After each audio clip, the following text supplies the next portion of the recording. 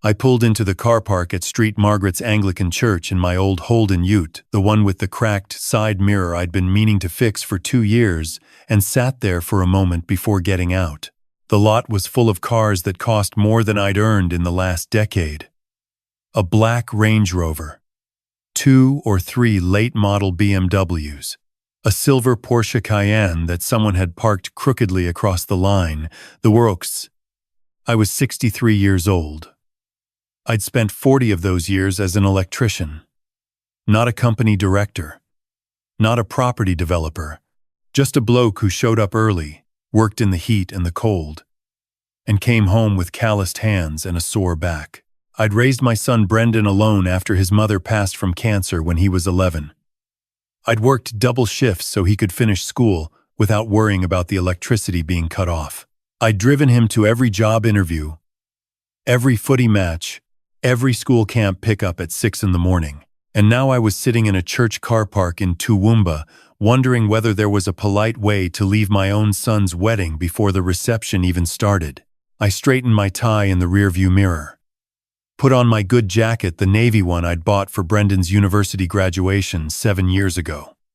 It still fit, mostly. I walked inside. The ceremony was beautiful. I'll give it that.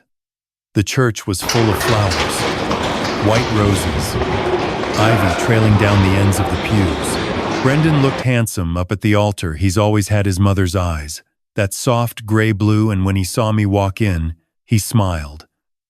A real smile. For a moment it felt like everything was going to be fine. Then I saw Vanessa. She was standing near the entrance with her mother and 2 girlfriends, dressed in a cream suit, looking like she'd walked out of one of those lifestyle magazines they put near the checkout at Woolies. Early 30s, very polished, very deliberate in the way she held herself. She looked at me the way you look, at something you've stepped around before and hoped not to encounter again. I'd met Vanessa 4 times before the wedding. Brendan had brought her home to Toowoomba twice, and we'd had dinner in Brisbane twice more. Each time I'd tried, I'd asked her questions about her work. She was in marketing, something to do with brand consulting. I'd listened.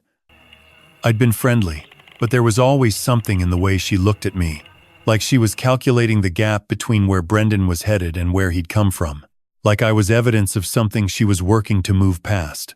She smiled when she saw me. That particular smile that doesn't reach the eyes. "Lovely to see you," she said. "We're so glad you could make the trip." As if I'd driven up from interstate. As if Brendan's father making it to his own son's wedding was some kind of generous favor. The ceremony went ahead. I sat in the 3rd row on the groom's side. Brendan had wanted me in the front row, but Vanessa's family filled most of it, her parents, her 2 brothers and their wives, several aunts and uncles. Her father, a bloke named I'll just call him what, he was very pleased with himself. He ran a construction company out of the Sunshine Coast. Big handshake, loud laugh, the kind of man who makes you feel like a guest in every room he enters. After the ceremony, during the photos outside in the garden, one of Vanessa's bridesmaids, a young woman I'd never met, came up to me with a clipboard. She had the polished efficiency of someone who'd been given a job to do and intended to do it thoroughly. "You must be Brendan's dad," she said. "That's so lovely. We're just organizing the family photo groupings. Would you mind, and this is just for the formal shots, waiting over near the side entrance there? Just for a few minutes while we get the immediate family done first." I looked at where she was pointing. It was the side of the building, near the bins. Not near the bins exactly, but near enough that you'd know what was being communicated. "The immediate family," I repeated. "Just Vanessa's family for these Johans," she said, brightly, as if this were perfectly normal. "Then we'll grab you for some others." I looked across the garden. Brendan was laughing at something his new father-in-law had said. He wasn't looking at me. I walked to the side entrance. I stood there in my navy jacket next to a recycling bin and a folded-up event sign, and I watched my son smile for photographs with people he'd known for 18 months. They did come and get me eventually. 20 minutes later, They took one photo, Brendan, me, and Vanessa standing between us, and then the bridesmaid said, "Wonderful, thank you," and moved on to something else. Brendan hugged me quickly. "You doing all right, Dad?" "Fine," I said. "You look great, son." And I meant it. I did. But I put my hand in my jacket pocket and touched the envelope that was in there. And I made a decision that I hadn't entirely made before that moment.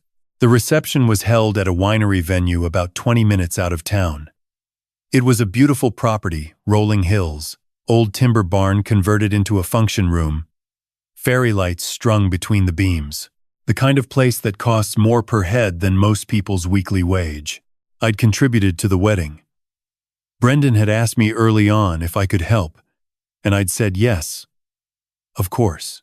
I'd put in $12,000, every cent of savings I had outside of my super, and I'd told him it was my gift. No strings. He teared up when I gave it to him. Said he didn't know what to say. That was 8 months ago. At the reception, I was seated at a table near the back. Table 9. There were 8 tables between me and the bridal table. I was seated with some of Brendan's old university mates, good blokes. I knew a couple of them, and a cousin of Vanessa's from Melbourne, who spent most of the night on her phone. I wasn't asked to give a speech. I'd assumed I would be.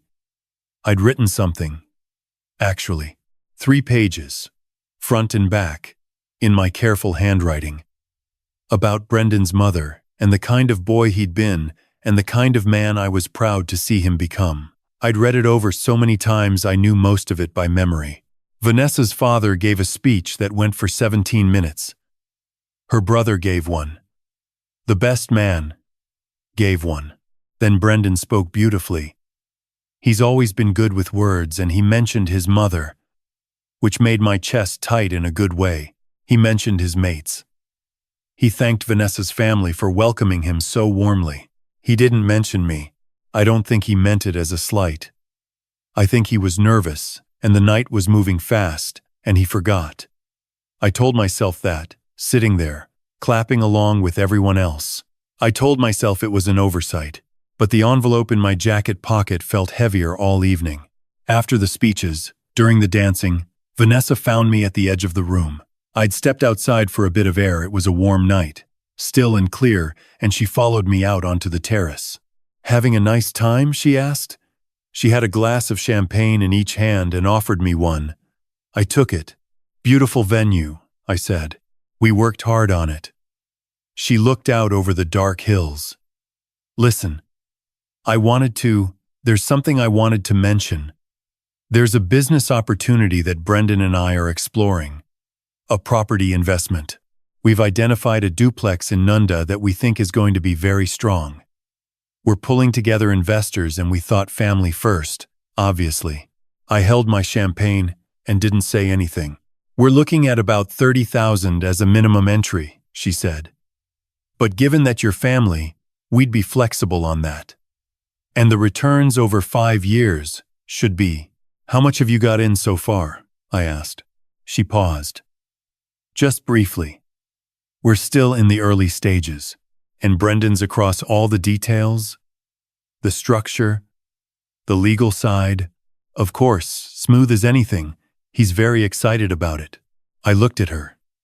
I thought about the side entrance, about the recycling bin, about my 3 pages of careful handwriting that would never be read aloud, about $12,000 I'd given freely. No strings. Out of love. "I'll think about it," I said. She smiled. "No rush. We'll talk more later." She went back inside. I stayed on the terrace a while longer and watched the stars over the Toowoomba range. I drove home that night. Didn't stay for the end of the reception. I told Brendan I was tired from the drive, which was true enough, and he hugged me at the door of the venue and said he'd call me next week. Vanessa waved from across the room, bright and controlled. The envelope was still in my jacket pocket. On the way home, I stopped at a servo on the New England highway and sat in the car for 20 minutes. I took the envelope out and opened it and looked at what was inside. It was a check. My handwriting. Made out to Brendan and Vanessa. For $40,000. $40,000. Everything I had. I'd been saving it quietly for 3 years, adding to it when I could, thinking about it as the start of something for him, for them, a down payment on a real future. I'd been planning to give it at the reception. Stand up and hand it over. Make a small speech of my own, even if I wasn't officially on the program. I sat there in the servo car park under the fluorescent lights, and I thought about what Vanessa had said on the terrace. A property investment. $30,000 minimum. Returns over 5 years. I thought about how she'd asked me about it 8 hours after our last conversation, which had been 2 years ago at a dinner in Brisbane where she'd barely looked up from her phone. I thought about a recycling bin and a folded-up event sign. I took the check out of the envelope. I tore it in half. Then I tore it again. I put the pieces in my jacket pocket, started the ute, and drove home. I didn't hear from Brendan for 3 weeks. Then he rang on a Sunday morning, which was unusual. He was more of a text person. "Dad, I need to ask you about the wedding gift." "What about it?" A pause. "Vanessa said you mentioned an envelope at the reception. She thought you might have. She said you seemed like you had something you wanted to give us." "I had a card for you," I said. "I gave it to the gift table." "Right." Another pause. "She thought there might have been something else." "There was a card," I said. "Best wishes and all that." Silence. "Brendan," I said. "Are you all right?" "Yeah." His voice was flat in a way I recognized from when he was a teenager and something had gone wrong at school. "Yeah, I'm fine." After we hung up, I sat in my kitchen with a cup of tea and looked out at the backyard. The lemon tree I'd planted the year his mother died was enormous now, full of fruit. The Hills hoist still had a sheet on it from 2 days ago. It was an ordinary Sunday morning, and I was 63 years old, and I loved my son very much. Those things were all true at the same time. 6 weeks later, Brendan drove up from Brisbane on his own. No Vanessa. He knocked on the front door even though he had a key, which told me something about where his head was at. I made us both a sandwich, and we sat at the kitchen table, and for a while, we just talked about nothing. The footy, his work, the state of the driveway. Then he said, "She's been putting money into an account I didn't know about." I put my sandwich down. I found it when I was going through the bank app looking for a direct debit I wanted to cancel. There's an account in her name. She's been transferring money into it for it looks like since before the wedding. Regular amounts. Some of it from our joint account. "How much?" I asked. He told me. It was a significant number. Not life-ruining, but significant. Enough to buy a decent second-hand car or a year of mortgage payments. She said it was for a surprise holiday, he said. But I looked, and there's no bookings. No itinerary. Nothing. I didn't say anything for a moment. Then I said, "Did she mention a property investment to you? Around the time of the wedding?" He frowned. "What property investment?" We sat with that for a while. "She's been doing this before," I said carefully. "I don't know that for a fact. But the way she approached me that night, it was practiced. She knew exactly what she was asking for and how to ask it. That doesn't happen the first time." Brendan stared at the table. He's got his mother's eyes, and sometimes when the light hits him a certain way, I see her so clearly, it knocks the air out of me. "I'm sorry, Dad," he said. "For the wedding. For the where they put you." I noticed. I should have said something. "You were nervous," I said. "It was your wedding day. That's not an excuse." "No," I said. "It's not. But I'm not keeping score." He looked up. "Why didn't you say anything?" "At the time?" "Because you loved her," I said, "and I could have been wrong. I'm 63 years old, and I've been wrong before." He nodded slowly. "And the envelope?" he asked. "There was something in it, wasn't there?" It wasn't really a question. He knows me. There was a check, I said. I tore it up on the way home. He closed his eyes. Not out of spite, I said. I want you to know that. Not to punish you. I tore it up because I was standing in a servo car park and I just knew that money wasn't going to where I'd intended it to go. Brendan was quiet for a long time. Outside, a magpie was carrying on in the lemon tree. How much? He finally asked. I told him. He put his head in his hands. Dad, I know. I didn't know. I want you to know. I didn't know. I know that too, I said. That's why we're sitting here. It took Brendan 4 months to end the marriage. I won't go into all of it because it's his story more than mine. And some of it is painful and private.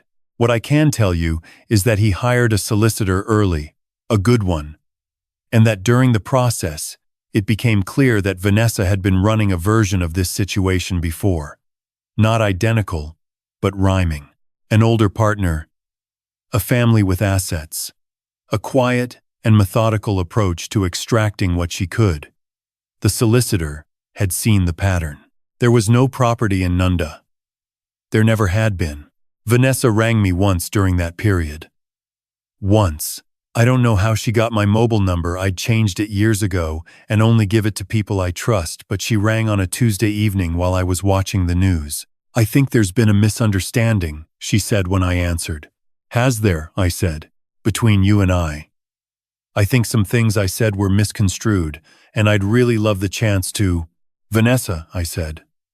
I'm going to stop you there. My son has a solicitor. Everything you need to say should go through them. Silence. I just want you to know, she said. And her voice had a different quality now, less controlled. That I genuinely care about Brendan. Whatever you think of me. I thought about that for a moment. I thought about a recycling bin, and a clipboard, and a smile that doesn't reach the eyes. I hope that's true, I said. For his sake, I hope it is. Goodbye. I hung up. She didn't ring again. Brendan moved back to Toowoomba for a while after it was settled. He stayed in his old room for 3 months while he got himself sorted.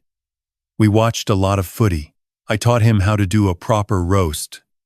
Something I'd always meant to do and never gotten around to. He drove me to my knee appointment when I couldn't drive myself. Small things. Normal things. The kind of things that families are actually built from. The unphotographed moments that don't end up in albums. He's back in Brisbane now. Different flat. Different start. He rang me last Sunday to say he was seeing someone new. Not seriously. Just going on a few dates. Taking it slow. He sounded like himself again. Like the boy who used to sit on the back step eating Weet-Bix and telling me about his dreams, back when his mother was still alive and the world was still simple. I've thought a lot about that night. About what I should have done differently and what I don't regret. The money I don't regret tearing up the check. Not for a second. It wasn't about the amount. It was about what giving it would have meant. In that moment. With what I knew. There are things you can replace and things you can't. And I've worked too many long days to confuse the two. What I do think about what I do differently is the silence. All those dinners where I sat and smiled and said nothing about what I was seeing. I told myself I could be wrong. I told myself it wasn't my place. I told myself Brendan was a grown man. And it wasn't my job anymore. But he was still my son. He's always going to be my son. And there's a version of that story where I sat him down a year earlier and said, quietly and without drama, I want to show you what I'm noticing. Not to tell you what to do. Just so you have the full picture. I didn't do that. I stayed in my lane and minded my business and waited to be wrong. The thing about silence is it can look like wisdom and it can look like cowardice. And sometimes the difference is very thin. I'm not a man who gives advice easily. I've lived long enough to know that most people have already made up their minds before they ask. And the best you can do is be there when things go sideways. But if I had something to say to any father, Any parent sitting in that place where you can see something coming that your kid can't, say it. Say it early, say it gently, say it once. Not to control them, not to be right. Just because love is only useful when it's honest, and silence, however peaceful it feels, isn't the same as peace. My son is all right. That's the part I hold on to on the difficult days. He's all right. And we still have Sunday phone calls, and the lemon tree is full of fruit, and I still have the 3 pages of handwriting in my dresser drawer, the speech I never got to give, and someday, when the moment is right, I'm going to read it to him anyway. Some gifts aren't meant to fit inside an envelope. I've turned this story over in my mind more times than I can count. Not obsessively, I'm too old for that. But the way you turn over a stone you found on a walk, just to see what's underneath. What I keep coming back to is this. Vanessa didn't fail because she was unlucky. She failed because she was building something on a foundation that was never going to hold. You can be very clever, very polished, very deliberate in how you move through the world, and still be building on sand. The hidden account, the fake investment, the practiced approach, none of it was impulsive. She'd thought it through, and it still came apart.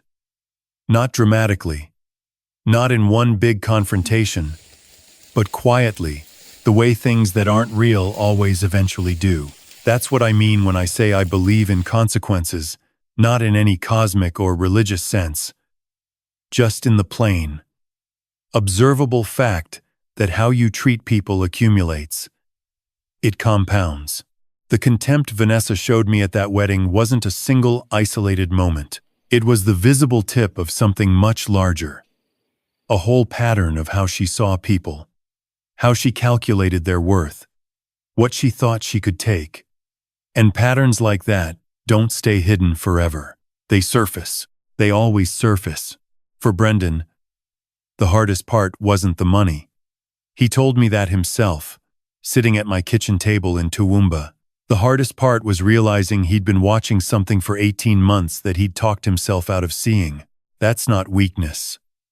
That's just being human, and in love, and wanting things to work. But it's also where the real lesson lives. I think in that gap between what we notice and what we allow ourselves to know. I stayed silent for too long. I told myself it was wisdom, giving him space, not interfering. But there's a difference between respecting someone's autonomy and withholding what you honestly see. I knew things. I watched that woman work a room at dinner in Brisbane, and I filed it away and said nothing. That silence cost Brendan time he won't get back. I carry that. The thing about integrity, and I don't mean that word in a grand way, just the simple, everyday version of it, is that it's not about big dramatic moments. It's about the small ones. Whether you say the difficult thing when it matters, whether you stay honest when dishonesty would be easier and more comfortable, whether the person you are when no one's watching is the same person you are in public. Vanessa failed that test quietly and consistently long before the wedding. I half failed it too, just differently. What I'm proudest of, if proud is even the right word, is that when the moment came, in that servo car park on the New England highway, I knew what I was looking at. 40 years of getting up early and working honestly gave me that clarity. Not money, not status, just the uncluttered ability to see a thing for what it was. That's worth something. That's actually worth quite a lot. Brendan is all right. He's rebuilding. And some mornings I stand in the backyard next to that lemon tree and think about what it means to raise a child, not just to feed them and house them and get them through school, but to actually show them, day after day, what it looks like to live with a straight spine. I don't know how well I did at that, but I'm still trying. At 63, I'm still trying. That, I suppose, is the only thing any of us can honestly say.